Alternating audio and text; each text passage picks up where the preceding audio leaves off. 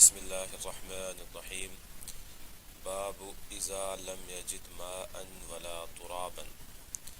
یہ باب اس سے متعلق ہے کہ جب نہ آپ کے پاس پانی ہو اور نہ ہی آپ کے پاس مٹی ہو، اس صورت میں ہم کیا کر سکتے ہیں۔ اس کا تعلق فاقد الطہرین کا جو مسئلہ ہے، مشہور و معروف مسئلہ ہے، کتاب الوضو کے اندر جس کی مکمل بحث گزر چکی ہے کہ ایک انسان جب پانی پر بھی قادر نہ ہو اور نہ تیمم پر قادر ہو، یعنی مٹی وغیرہ پر بھی وہ قادر نہ ہو، وہ انسان کیا کرے۔ یعنی ایک تو پانی بھی نہیں ہے یا پانی ہے مگر وہ اس کے استعمال پر قادر نہیں ہے۔ اسی طرح سے مٹی پر بھی وہ انسان قادر نہیں ہے، یا جس سے تیمم وہ انسان کر سکتا تھا مگر وہ چیز اس کے پاس میسر نہیں ہے، تو اس وقت وہ انسان کیا کرے۔ کتاب الوضو کے اندر اس کی جو مکمل تفصیل ہے وہ گزر چکی ہے کہ اس کے اندر علماء کی الگ الگ رائے ہے۔ امام ابو حنیفہ رحمۃ اللہ علیہ کا مسلک تو مشہور ہے، وہ کہتے ہیں کہ اگر کوئی انسان ایسا ہو جس کو یہ دونوں صورتیں پیش آتی ہو، نہ پانی اس کے پاس ہو، یعنی نہ وہ پانی پر قادر ہو نہ مٹی پر قادر ہو، اس وقت وہ تشبہ بالمصلین کرے گا، یعنی نمازیوں کی طرح صرف نماز پڑھے گا، نہ تو وہ نیت کرے گا نہ قرات کرے گا۔ تو بس جس طرح ایک نمازی نماز پڑھتا ہے اسی انداز سے وہ نماز پڑھے، صرف وہ ایک تشبہ کرے کہ بغیر نیت اور بغیر قرات کے، یعنی قیام رکوع وغیرہ کرے گا اور اس کے اندر وہ کچھ نہیں پڑے گا، بعد میں وہ اس نماز کی قضا بہرحال ضروری کرے گا۔ یہ بھی دراصل صاحبین کا مسلک تھا اور پھر احناف نے بھی اسی پر فتویٰ دیا ہے۔ اس کے علاوہ امام مالک رحمۃ اللہ علیہ وہ کہتے ہیں کہ ایسا شخص وہ مکلف ہی نہیں ہے کہ وہ انسان نماز ادا کرے، لہذا اس وقت جس طرح بہت سارے معذور ایسے ہوتے ہیں، خصوصاً عورتیں کہ کچھ ایام کے اندر وہ نماز نہیں پڑھ سکتی ہے عذر کی وجہ سے، اسی طرح یہ انسان اب معذور ہو گیا ہے، اب یہ اس وقت نماز ادا نہیں کرے گا۔ اور امام احمد بن حنبل وہ فرماتے ہیں وہ بندہ اسی وقت نماز ادا کرے گا،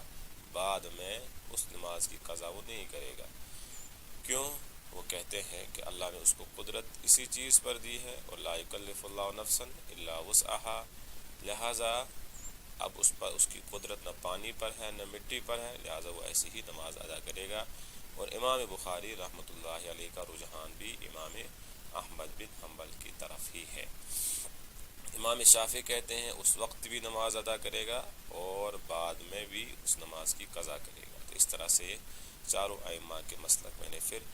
وہ جو ہے مختصراً آپ کے سامنے عرض کیے ہیں۔ اذا لم یجد ماء ولا ترابا، جب تمہارے پاس پانی نہ ہو یا مٹی نہ ہو تو اس صورت میں کیا کریں۔ حدیث وہی ہے جو کتاب التیمم کی پہلی حدیث ہے کہ حضرت عائشہ رضی اللہ تعالیٰ عنہ فرماتی ہے کہ انہا استعارت من اسماء قلادہ، حضرت اسماء سے حضرت عائشہ رضی اللہ تعالیٰ عنہ نے جو ہار لیا تھا، مانگا تھا، اور پھر جو ہے آگے چل کر وہ ہار گر گیا تھا اور پھر صحابہ اس کی تلاش میں لگ گئے تھے، نماز کا وقت ہو گیا تھا، پانی موجود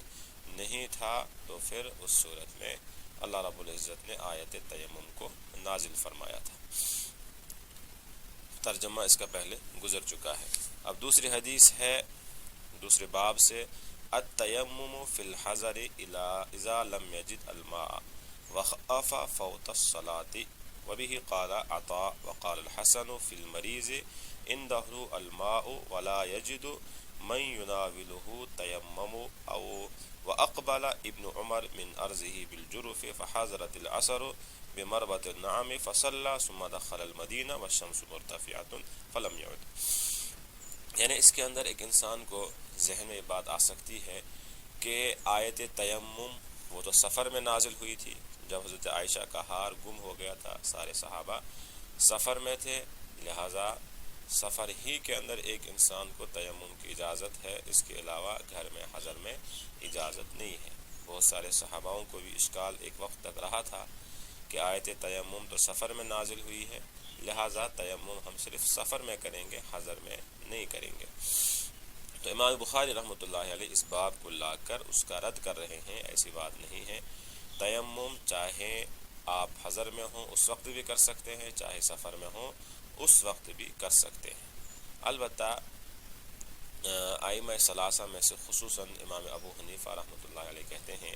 جب آپ گھر میں ہوں، حضر میں ہوں، سفر میں نہ ہوں،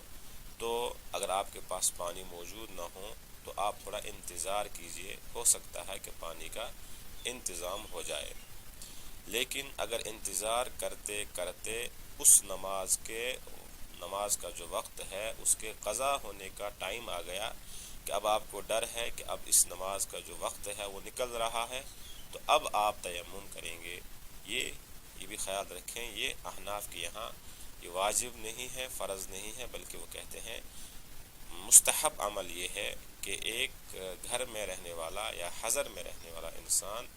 ڈائریکٹ تیمم نہ کرے بلکہ انتظار کرے، لیکن جب اسے اب یہ ڈر لگنے لگے کہ اب اس نماز کا وقت ختم ہو جائے گا، اگر میں اور انتظار کروں تو پھر وہ تیمم کر کے نماز ادا کرے گا۔ تو اس کے اندر امام بخاری نے یہ جو ہے اس اشکال کو رد کیا ہے، دور کیا ہے کہ کوئی یہ نہ سوچے کہ تیمم صرف سفر میں اس کی اجازت ہے، ایسا نہیں ہے۔ آپ حضر میں بھی جو ہے اگر آپ کے پاس پانی موجود نہ ہو یا پانی پر آپ کی قدرت نہ ہو تو آپ جو ہے گھر میں حضر میں بھی تیمم کر سکتے ہیں۔ التیمم فی الحضر، تیمم کرنا حضر میں اذا لم یجد الماء، جب آپ کے پاس پانی موجود نہ ہو، وخاف فوت الصلاۃ، اور آپ کو نماز کے فوت ہونے کا بھی جو ہے ڈر ہو، خوف ہو کہ اب نماز کا وقت نکل جائے گا۔ وبہ قال عطا، اسی وجہ سے عطا نے کہا، وقال الحسن، اور امام حسن یعنی حسن بصری رحمۃ اللہ علیہ فرماتے ہیں، فی المریض عنده الماء، کہ ایک مریض ایسا ہے کہ اس کے پاس پانی موجود ہے، یعنی جس کمرے میں ہے، جس گھر میں وہ موجود ہے وہاں پر پانی بھی ہے اور یہ بندہ مریض ہے، ولا یجد من یناولہ تیمم، ولا یجد من یناولہ، مگر وہاں کوئی ایسا بندہ موجود نہیں ہے جو اس کو وضو کرائے۔ پانی تو ہے مگر یہ بندہ مریض ہے، اٹھ کر نہیں چل سکتا ہے، تو بندہ وہاں کوئی موجود نہیں ہے، تو فرماتے ہیں تیمم، یہ انسان تیمم کرے گا۔ احناف کا مسلک اس بارے میں کیا ہے؟ وہ یہ کہتے ہیں کہ حسن بصری تو یہ کہتے ہیں کہ گھر میں اگر پانی موجود ہے مگر دوسرا بندہ موجود نہیں ہے جو اس کو پانی تک پہنچائے یا اس کو وضو کرائے۔ احناف کہتے ہیں کہ انسان کی جو اپنی قدرت ہے ہمیں اسی پر بھروسہ کرنا ہے، دوسرے بندے پر ہمیں اعتبار نہیں کرنا ہے، لہٰذا گھر میں کوئی بندہ ہو یا نہ ہو، یہ بندہ اگر پانی پر قادر نہیں ہے تو پھر جو ہے اس انسان کو تیمم کرنا بہرحال واجب ضروری ہوتا ہے۔ گھر میں کوئی اور ہے، کوئی وضو کرانے والا ہے، اٹھا کر لے جانے والا ہے، پانی وہاں پر رکھنے والا ہے یا نہیں ہے، اس کا کوئی اعتبار احناف کے یہاں نہیں ہے۔ وہ کہتے ہیں بس اس انسان کو خود دیکھنا ہے، یہ بندہ قادر ہے تو یعنی یہ بندہ پانی پر قادر ہے تو وضو کرے گا، پانی پر قادر نہیں ہے چاہے گھر میں پھر کوئی بھی ہو تو اس انسان کو یہ تیمم کر سکتا ہے۔ وَأَقْبَلَ ابن عمر من عرضه بالجرف فحضرت العصر بمربط النعم، کہتے ہیں ابن عمر ان کی ایک زمین تھی مقام جرف کے پاس، تو جب وہ وہاں سے نکل رہے تھے، آ رہے تھے، فحضرت العصر بمربط النعم، ان کے جو ہے اونٹوں کی جو جگہ تھی جہاں اونٹوں کو باندھا جاتا ہے، وہاں پر یہ جب پہنچے تو عصر کی نماز کا وقت ہوا تو انہوں نے فصلی عصر کی نماز پڑھی، ثم دخل المدینہ، پھر مدینہ یعنی شہر میں داخل ہوئے، والشمس مرتفعۃ، اور ابھی سورج بلند تھا، فلم یعد، اور انہوں نے نماز کو نہیں لوٹایا۔ یعنی یہ رائے بھی احناف سے متعلق ہی ہے، احناف کی جو دلیل ہے، احناف کا جو مسلک ہے اس سے میل کھاتی ہے۔ احناف بھی، امام مالک رحمۃ اللہ علیہ بھی، صرف امام شافعی وہ کہتے ہیں ایک انسان نے جب تیمم سے نماز پڑھی حضر کے اندر، اب اگر وقت موجود ہے تو پھر یعنی وقت کے اندر اس نے اذان نماز پڑھی اور پھر تیمم سے نماز پڑھنے کے بعد وقت موجود ہوتے ہوئے پانی پر وہ قادر ہو گیا تو امام شافعی کہتے ہیں وہ انسان اس نماز کو لوٹائے گا۔ امام مالک رحمۃ اللہ علیہ، امام ابو حنیفہ رحمۃ اللہ علیہ وہ کہتے ہیں نہیں، جب تیمم سے نماز پڑھی گئی تو اس نماز کو لوٹایا نہیں جائے گا۔ تو امام حضرت عبداللہ ابن عمر نے بھی یہی کیا کہ آپ نے اس نماز کو پھر نہیں لوٹایا۔